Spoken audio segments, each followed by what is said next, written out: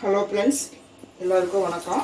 இன்றைக்கி நான் வந்து ஒரு டிஃபன், காலையில் டிஃபன் இல்லைன்னா நைட்டுக்கு இப்படி ஒரு பூரியும் ஒரு மசாலாவும் தான் செய்கிறேன். அது வந்து பூரி வந்து நல்லா உப்பி நல்லா சாஃப்டாக வரத்துக்கு எப்படி செய்கிறதுன்ட்டு பார்க்கலாம். வாங்க வீடியோக்குள்ளே போய் பார்க்கலாம். வீடியோக்குள்ளே போகிறதுக்கு முன்னாடி நான் புதுசாக பார்க்குறவங்களா இருந்தால் நம்ம சேனலை சப்ஸ்கிரைப் பண்ணிவிட்டு பாருங்கள். இந்த வீடியோ பிடிச்சிருந்துச்சுன்னா ஒரு லைக் பண்ணுங்கள். வாங்க எப்படி செய்துட்டு வீடியோக்குள்ளே போய் பார்ப்போம்.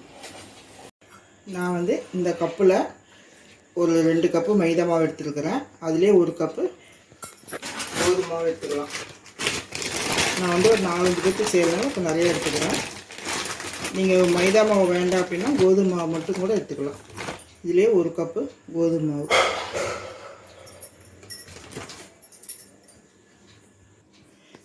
இதில் ஒரு சின்ன இந்த மாதிரி ஒரு டேபிள் ஸ்பூனில் 2 ஸ்பூன் ரவை போட்டுக்கோங்க.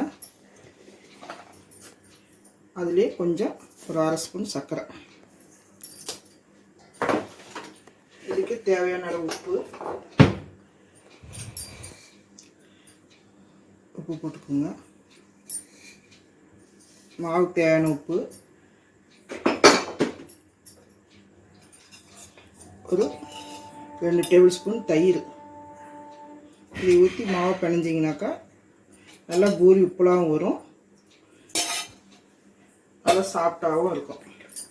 இது நல்லா கலக்கி விட்டுட்டு கொஞ்சம் கொஞ்சமாக தண்ணி ஊற்றி பிணையணும். இந்த மாதிரி நல்லா கலந்ததுக்கப்புறம் நம்ம கொஞ்சம் கொஞ்சமாக தேவையான அளவு தண்ணி ஊற்றி நம்ம பிணைஞ்சிக்கலாம்.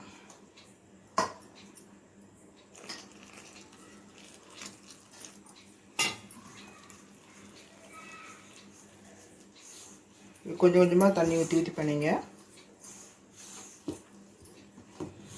இந்த மாதிரி ஒரு தடவை பூரி செஞ்சு பாருங்கள், ரொம்ப நல்லாயிருக்கும்.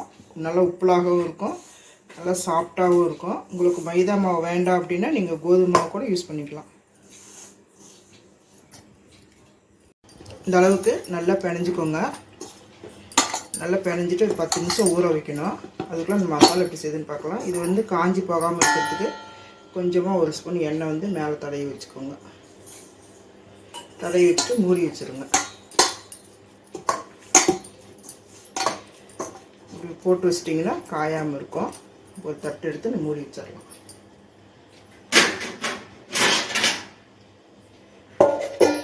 இது வந்து ஒரு 10 நிமிஷம் நல்லா ஊறி இருக்கட்டும். அதுக்குள்ள நான் மசாலா எப்படி செய்யுதுன்ட்டு பார்க்கலாம். இப்போ உருளைக்கிழங்கு மசாலா செய்கிறதுக்கு நான் வந்து ஒரு 1/4 கிலோ உருளைக்கிழங்கு வந்து வேக வச்சு தோல் உரித்து வச்சுக்கிறேன். உப்பெல்லாம் போடலை, வெறும் உருளைக்கிழங்கு தான். அதுக்கு 2 பெரிய வெங்காயம் நீளமாக கட் பண்ணி வச்சுக்கிறேன். ஒரு 2 தக்காளி, சின்ன தக்காளி 2, ஒரு 3 பச்சை மிளகாய், கொஞ்சம் கருவேப்பிலை. இங்கே வந்து ஸ்டவ் பற்ற வச்சு கடாயை வச்சு எண்ணெய் ஊற்றிருக்கிறேன். எண்ணெய் காஞ்சதுக்கப்புறம் கொஞ்சமாக கடுகு போட்டுக்கலாம்.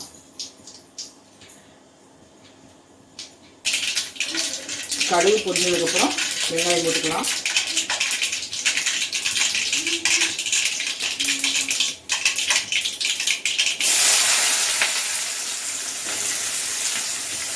வெங்காயம், கருவேப்பிலை, பச்சை மிளகாய். இது வந்து ரொம்ப வதங்கலாம் இல்லை, கொஞ்சம் வதங்கினா போதும்.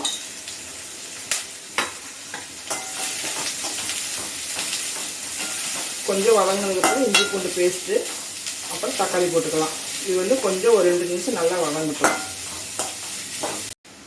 வெங்காயம் இந்த அளவுக்கு வதங்கினதுக்கப்புறம் 1 ஸ்பூன் இஞ்சி பூண்டு பேஸ்ட்டு, இது கூட நம்ம கட் பண்ணி வச்சுருக்கிற தக்காளி இதை போட்டுக்கலாம்.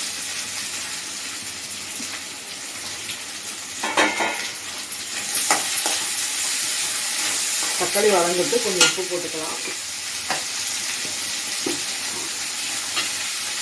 தக்காளி வதங்க மட்டும்தான் போட்டுருக்குறேன். தக்காளி கொஞ்சம் நல்லா வதங்கினதுக்கப்புறம் இந்த உருளைக்கிழங்குலாம் நல்லா மசிச்சு போட்டுக்கலாம். தக்காளி பாருங்கள் இந்த அளவுக்கு வதங்கிடுச்சு. இப்போ நான் வந்து இந்த உருளைக்கிழங்கு தக்காளி மசிக்கிறதுக்குள்ளார கையிலேயே 1-2 நான் மசிச்சு வச்சுருக்கிறேன். இதை போட்டுக்கலாம். கொஞ்சமாக மஞ்சள்தூள்,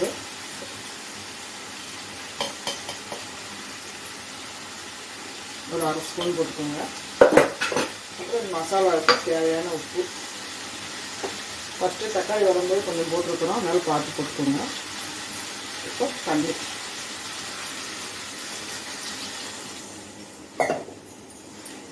நல்லா ஒரு கொதி வந்ததுக்கப்புறம் நம்ம கொத்தமல்லி போட்டு ஆஃப் பண்ணிக்கலாம். இப்போ பாருங்கள் நல்லா ஒரு கொதி வந்துருச்சு. இப்போ நல்லா ஒரு கைப்பிடியால் கொத்தமல்லி போடுங்க. கொத்தமல்லி நிறையா போட்டிங்கன்னா நல்லாயிருக்கும், வாசனையாக இருக்கும். அவ்வளோதான்.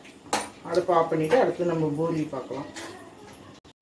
இப்போ மாவு பாருங்கள் நல்லா ஊறி நல்லா இதாக வந்துருக்குது. இப்போ நம்ம வந்து தேவையான அளவு மாவு எடுத்துக்கலாம்.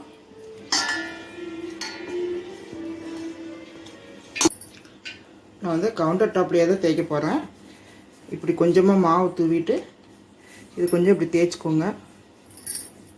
நமக்கு என்ன சைஸ் வேணுமோ அந்த சைஸ் நம்ம எடுத்துக்கலாம் பூரிக்கு.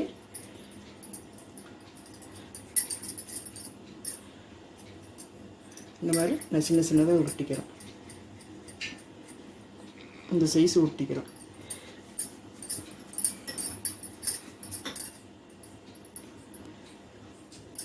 இப்போ மாவில் கொஞ்சமாக இது பண்ணிவிட்டு இப்படி நம்ம தேய்ச்சிக்கலாம்.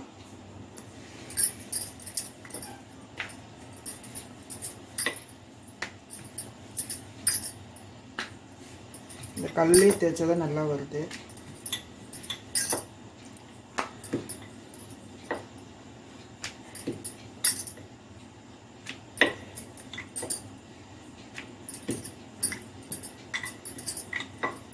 அவ்வளோதான், தேய்ச்சாச்சு. இந்த பக்கம் ஸ்டவ் பற்ற வச்சு ஒரு கடாய் வச்சு எண்ணெய் ஊற்றிருக்கிறேன். இது எண்ணெய் காயத்துக்காக இங்கே தேய்ச்சி வச்சதெல்லாம் நான் போட்டு தேய்ச்சி வச்சுக்கிறேன்.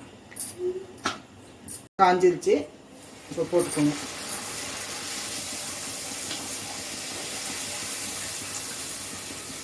பாருங்க எப்படி உப்பி வருதுன்ட்டு. இப்போ இந்த பக்கம் திருப்பி போட்டுக்கோங்க.